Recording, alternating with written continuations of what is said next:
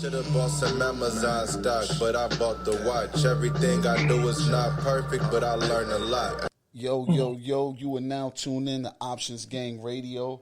I don't have my papers in front of me, so I forgot what episode this is, but I know it's a very special number, so it got to be a very special episode. We got, if anyone's been rocking with me for a minute, this man is definitely someone that has, you got to be familiar with, because, I definitely always plug him in to all my social media. He's always been involved in, all of our podcasts. But everything I've done, this dude's always supported. So you already know, if you've been following me for a minute, you're already familiar with this dude. But before I'm gonna let him do the introduction of himself, because I feel like every episode we do, his titles change. Like every episode we do with this dude, it's like he got a whole completely different suite of titles and responsibilities. So before we even get started, we got the good brother Tyrone Ross. And before we get started, Ty, let the people know, who you are, what you got going on, because I know you got a couple podcasts with a couple different people. Before we even get started, let the people know who you are and all the stuff you're involved with right now. Yeah, first of all, again, man, I let me just say I'm proud of you, King. I love what you're doing. To push our people forward. Honestly, I watch from a distance and I'm in awe. And when my days are long and hard, I could always count on you for a laugh. So I appreciate no doubt. That's the biggest blessing you give me, man. My days are long and hard now, but I could always log on to social, get a laugh for you. So from one king to another, I appreciate what you're doing, especially, not only for me providing your platform, but what you're doing for our people. It's just a beautiful thing. And as you know, I do a lot of speaking and all that, and I keep telling the people about doing it grassroots and touching the people and going into the communities. It's not until we get our soil rich where we can put them seeds in and have it grow. Facts. But these people so far away from the soil, they don't get it, man. But so anyway, my name is Tyrone Ross. That's why we happy people like you broke through. You know what I'm saying? And you in these positions, because like having dudes like you in these positions that's going to be the difference for the future. No doubt. And that's, that was my push when this whole thing started this year, man. I'm like, I got to get in more positions of power to be able to affect change, because I've been on the ground floor, so I know it. So not only from a personal standpoint, but also I've been in, I travel the country going into, some of the poorest areas to educate our people. And now that I got the network, the money, the prestige, all of the stuff they think you need to be able to do that. But I have the most important thing, and that's the ear and the eyes of the people, man. So, it's always good to be, to come back and touch down, because it's really what it's about. But, so for those that don't know, again, I don't like spending too much time on my bio now. You gotta let them know. It's a lot of stuff. Don't do No, because the reason why I'm saying I want you to let everybody know, because like I said, some of your projects are gonna actually probably be valuable to different people. You know what I'm saying? So you have some of the stuff that you have, that is more crypto related. People may want to go that direction. Some of the just general financial planning, just for the grassroots stuff. So please tell people everything you got going on right now, please. Yeah, no doubt. So I am a licensed IA investment advisor, have been since 2012, and then been working on Wall Street since, it's been 15 years now.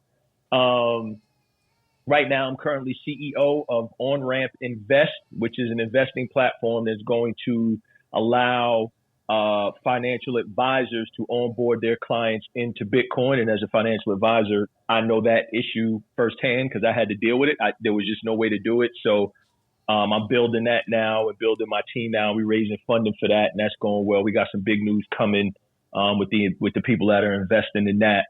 And we also, which I'm really excited about, we're going to have a retail app as well, which actually is built, but we're just going to the $84 trillion market first of financial advisors. So we have a retail app as well that's going to be that's going to give people access to all types of things. You want sneakers, you want art, you want convertible. Old school Porsches and pieces of stuff like that. So all alternatives and things like that, we're going to have access to. Yeah, alternative investments. So collectibles, like collectible cars and all that. We're going to have access to all that, but we're going to provide education with it first, which leads me to my next thing. Very passionate about financial education. So I have a series called Learn to Money. Again, thank you for supporting and promoting that. We just shot the pilot. Pilot is going to be incredibly dope. The goal is to give, to have 5 to 10 minute videos. It is basics of financial education. We want to get it into schools, provide curriculum for teachers and for students. But it's jargon free. You should understand every word is coming out of my mouth. I own that. So I control where it goes. We putting it out for free, and there'll be no tinkering with the message because that's all me. I have a nonprofit that I just registered called Evolve Exposure, Education, and Empowerment. So I'm going to be doing financial literacy through that as well. Literacy for Black boys, which is very important. That is not addressed in this country. And then also we're going to be doing some other things in financial services to get more people exposed to, again, what it is that you're doing, options, and if they want to become a CFP. No matter what, we want to cover it all. So that's what I'm doing there. I have a podcast with CoinDesk called On Purpose, which is to educate everybody on Bitcoin, but especially financial advisors. I've also partnered with them to put on the Bitcoin FA conference, which is happening next month. Still work with Altruist. I host a Human Advisor podcast with them, which is just, really, really cool storytelling of financial advisors, what we do, how we do it. Again, no jargon there, or all that other stuff, just really trying to humanize the space. And then, still doing some community stuff with them as well, man. But, some other things that are coming to the fore soon. So we're working, man. So just, we love to see it. We love to see it. Yeah, man. And again, it's like, I didn't even get into my own business, like my storyteller consultancy, 401, some of the stuff I'm doing there, which helps people tell their stories and branding and corporate communications. So to be honest, like if I'm keeping it a buck, that's probably been my most, I launched that in April and people thought I was nuts. But when you bet on yourself and you believe in yourself, that's what it is. And to be honest, like the revenues is going through 401 right now is outpacing anything, everything else that I'm doing. So it's a beautiful thing, man. So just, I've been very blessed this year, just made the Investopedia top, 100 advisors. That's pretty dope, but it's just a bigger platform to fight for our people, man, and what we're trying to get accomplished. So I appreciate you.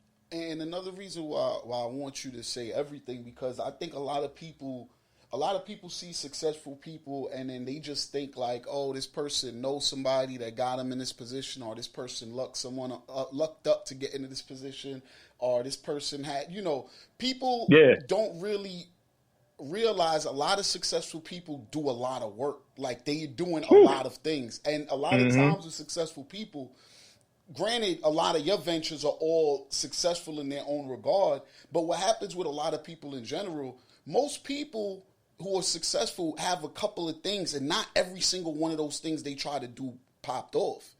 But it's just like whichever piece of spaghetti actually stuck to the wall, that's what they took with, and that's what they ran with. But a lot of people, a lot of people get discouraged when they try to do a venture, they try to do a project and things fail. Or even like now where you got something like COVID where a lot of people have to start reanalyzing their whole business. I mean, if you were in entertainment or clubs and stuff like that, hospitality, some people are gonna have to do complete pivot shifts, but it's important for people to understand that, like, the most of the people that really pop off, it wasn't one thing they did. They usually did a couple of things, but the thing that popped off is the one thing you know about.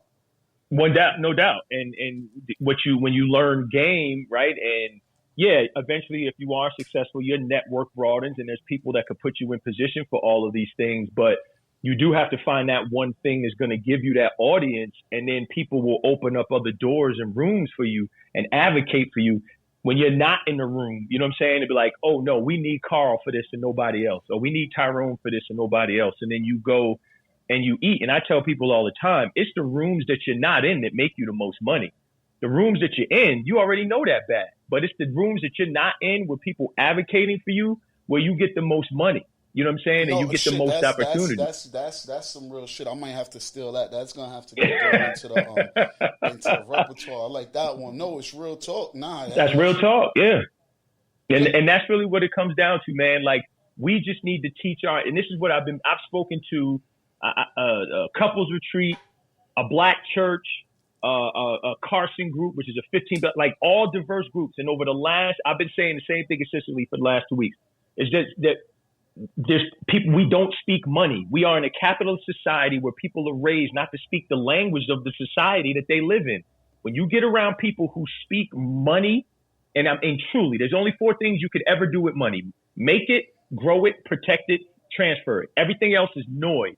But when you get around people that are fluent in them first 4, bro, when you talk about make it rain, like it showers money around it. But if you look around you, there are people who maybe do 1 out of the 4 well, or 2 out of the 4 well. But when you get around people who do all 4 well, they are fluent in money.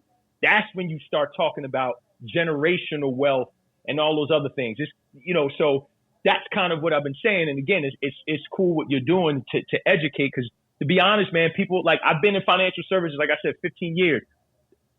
I can probably count on 5 hands, on 5 fingers, people that are really good at speaking money. And when they give you that game, you never want, bro, because money just chases them, because they know where money comes from. And if you're from the hood, I know you like to be in the hood. If you're from Beverly Hills, I know you like to be in the hood. But if you don't know where money comes from, you don't know where money likes to go. But when you get money, you know where money likes to go. You make a ton of it. But you just have to understand that link, and we not taught that link in our communities, and that's what you're trying to do. So big ups to you, King. Nah, and real talk, and just to touch up on that, this is like a little, I guess, like a side additive, and people could take it for what it is. Because I do, one book that I always recommend to people is The Kabbalah of Money. It's by Dr. Rabbi Milton Banda, I believe. But it discusses how the Jewish religion has a lot of principles around money, which addresses those 4 things you're talking about being fluent in it. Although that book takes a more metaphysical approach to essentially what I believe is the same concept, but on the metaphysical side, and it still happens on the, if you want to say, the practical real side, the realism side and reality. When you work towards something, doors and things just open up. The universe just kind of starts making paths for you. But it doesn't happen when you're stationary. It's like you have to work, and when you start working towards things, other doors, other people start coming into your cipher, and those things happen. In the practical realm, we look at it as like networking and things of that nature. But also, I feel like even like me and you, like, even how we connected, like, I never personally connected with you at first. It was through the podcast when we was doing the cryptology podcast. And then we kind of built that relationship from there. So even with things like that, I just think certain connections always happen when people, but it only happens when people are actively working. Yep. 100%. You nailed it, man. And that's the thing. You're actively working, you're doing things, you make those connections. And then again, your branches start to extend and grow out, and now you got this network of people that you can rely on for different things. So yeah, man, it's real, but that's the process. It's just that it's breaking that scarcity mindset and turning on an abundance mindset. Facts. But you can't do that unless you start taking in new information. What are you reading? What are you listening to? When you're around people, are they speaking life into money, or are they speaking death? I'm broke, fam. This money already spent. Man, it's dry out here. Exactly. You know what I mean? Like, yeah, so you know the drill. Exactly. You know what I mean? So, a lot of people probably going to tune into this episode and see that it's an election episode and going to be like, what the hell, these dudes ain't start talking about the election. But the reason why I even wanted to start with a lot of this stuff is because for anyone who's not familiar with you, I kind of wanted to let people understand why I even wanted to talk the election with you. Because, I could have just did the podcast myself or asked other people to come through, but the fact is, not only is Tyrone like a financial advisor and involved in all these things, but he understands the nuance in terms of crypto, because a lot of financial advisors are completely ignorant to the crypto side of finance, even though it's going to become part of regular finance. It's inevitable. But you're a person that kind of understands all of those nuances and where we're at politically as a society going forward. So to the first question I would ask you is, in the financial, because I want to ask you this in like 2 different lenses. From the financial advisor lens, how are you looking at this election?